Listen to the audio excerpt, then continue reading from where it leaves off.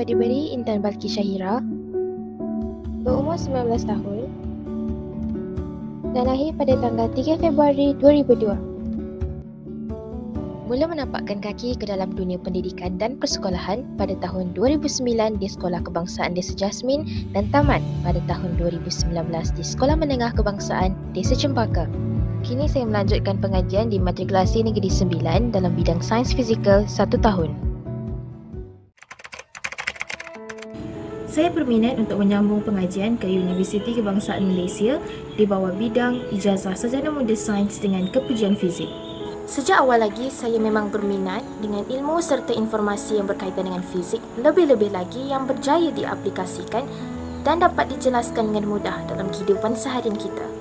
Menerusi bidang ini, saya berupaya untuk memahami dengan lebih mendalam ilmu berkaitan fizik, seterusnya mendapat idea kasar bagaimana ia diguna pakai dalam kehidupan seharian. Ilmu ini sudah pasti membantu saya untuk mencipta sesuatu demi kemaslahatan manusia. Bidang yang saya pohon membenarkan saya menerokai ilmu asas fizik dan gunaan seperti mekanik, termodinamik, fizik moden, astronomi dan lain-lain. Penekanan juga diberikan untuk pengukuhan pelajar dalam bidang teori, matematik, instrumentasi dan fizik dalam kehidupan seharian. Bidang kerjaya yang bersesuaian dengan bidang ini adalah seperti tenaga akademik, jurutera dalam pelbagai sektor seperti minyak dan gas, elektrik, geoteknik dan banyak lagi. Kemahiran dalam melontarkan idea dan suara dengan baik dan spontan telah membuka ruang dan peluang untuk saya menceburi variasi pertandingan bahasa. Oleh itu, banyak pertandingan bahasa telah saya sertai seperti sajak, syarahan, forum dan sebagainya. Tidak terlepas juga pertandingan yang melibatkan fizikal seperti silat, memanah, kawat kaki wa imakam kepimpinan yang dianjurkan oleh pihak KPM dari negeri sehinggalah kebangsaan. Sebagai individu yang berkebolehan untuk melakukan banyak perkara dalam satu masa serta mampu mengawal diri dalam tekanan, saya telah diberi mandat dan kepercayaan untuk menjadi Ketua Pelajar SMK Desa Cempaka 2019, pengerusi Pergerakan Puteri Islam Malaysia, Ketua Pelatun Skuad PPIM, pengerusi Kelab Memanah serta pengerusi Persatuan Seni Silat Cekak Pusaka Ustaz Hanafi. Seusai pengajian, saya berhasrat untuk mencari pengalaman dalam bidang pekerjaan yang bersesuaian dengan saya serta terus mengembangkan bakat-bakat pasif sedia ada. Hal ini membantu saya untuk mendapatkan gambaran yang lebih jelas dunia pekerjaan yang pelbagai. Yang akan saya kongsikan pada hari ini adalah berkenaan kadar kompaun tidak melebihi RM1,000 telah dinaikkan kepada tidak melebihi RM10,000 susulan wabak COVID-19. Kenaan akta ini dikatakan sangat terkesan untuk mewujudkan kesedaran dalam diri individu yang masih berdegil untuk tidak mematuhi SOP. Benarkah? Topik ini cukup menarik untuk diulas dan dikupas.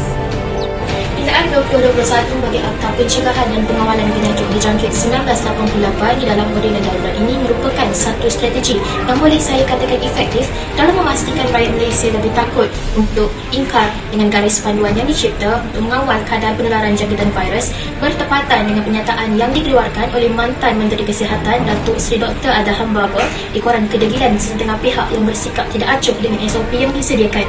Perubahan ini membuka mata pihak-pihak terlibat sama ada untuk terus melawan atau taat pada arahan. Secara automatik, rakyat Malaysia terpaksa akur dengan SOP tersebut.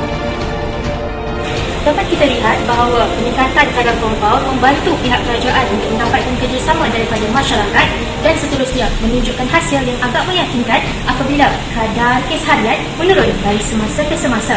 Kesalahan yang terikat di dalam pindaan ini antaranya adalah tidak memakai pelitup muka, tidak menjaga jarak dan sebagainya. Oleh itu, wajarlah untuk pindaan ini diguna pakai dalam membendung pandemik ini. Walau bagaimanapun, terdapat kebobrokan yang dapat saya perhatikan menerusi pindaan akta ini. Berdasarkan statistik tabungan infrastruktur isi rumah mengikut Kelas Pendapatan Malaysia 1970 hingga 2019, sebanyak 53.2% daripada golongan M40 dan D40, manakala sebanyak 46.8% daripada golongan D20. Dan ini tidak termasuk lagi statistik mengikut etnik, strata dan negeri yang mana rata-rata pendapatan isi rumah adalah tidak melebihi RM10,000. Jabatan Perangkat Malaysia telah menyatakan bahawa sebanyak 12% daripada golongan T20 telah beralih kepada M40, manakala sebanyak 20% daripada golongan M40 berpindah kepada B40 ekoran pandemik yang berlaku. Hasil kajian ini jelas menunjukkan bahawa majoriti rakyat tidak akan mampu untuk menanggung kos tersebut sekaligus menjejaskan kualiti dan produktiviti kehidupan mereka. Sebagai contoh, tular kisah seorang peniaga burger di Kelantan yang telah dikompaun sebanyak RM50,000 gara-gara beroperasi melebihi had waktu yang telah ditetapkan, walaupun benda maksimum adalah sebanyak RM10,000 sahaja. Jelaslah penindasan di sini walaupun kadar kemerangan telah diberi mengikut masa yang telah ditetapkan. Lebih menyayatkan hati apabila melihat gelandangan terpaksa menyelongkar timbunan sampah untuk mencari pelitup muka yang telah dibuang semata-mata untuk mengelakkan diri daripada disaman oleh pihak berkuasa. Jelaslah bahawa kadar kenaikan kompaun adalah tidak masuk akal untuk diperkasakan ke atas rakyat. Terakhir, pindaan akta ini bukan sahaja tidak efektif, malah gagal untuk melahirkan individu yang hormat pada undang-undang. Undang-undang digubal untuk dipatuhi, mewujudkan ketenteraman dan adil pada semua pihak, bukan untuk ditakuti dan dimanipulasi demi kepentingan diri sendiri.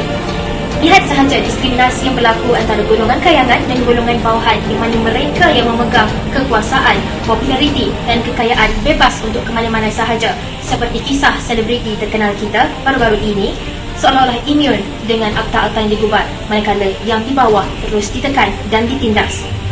Jika semua rakyat diberi layanan undang-undang sama rata tanpa ada unsur diskriminasi, saya yakin semua rakyat akan lebih mematuhi undang-undang dengan hati terbuka. Kesimpulannya, pindaan akta tidak menjamin pematuhan SOP secara menyeluruh sekiranya kesedaran tiada. Pindaan akta bukan untuk menakutkan dan menyusahkan, sebaliknya untuk dipatuhi dan mendidik warga negara menjadi lebih baik. Sekiranya semua pihak bekerjasama untuk mematuhi akta dan SOP sedia ada, penularan wabak dapat dikurangkan, seterusnya pindaan akta yang tidak wajar dapat dikekang. Saya berharap pihak universiti dapat menyaring dan memilih saya berdasarkan kekuatan diri serta tahap pengetahuan saya berkenaan isu semasa dunia.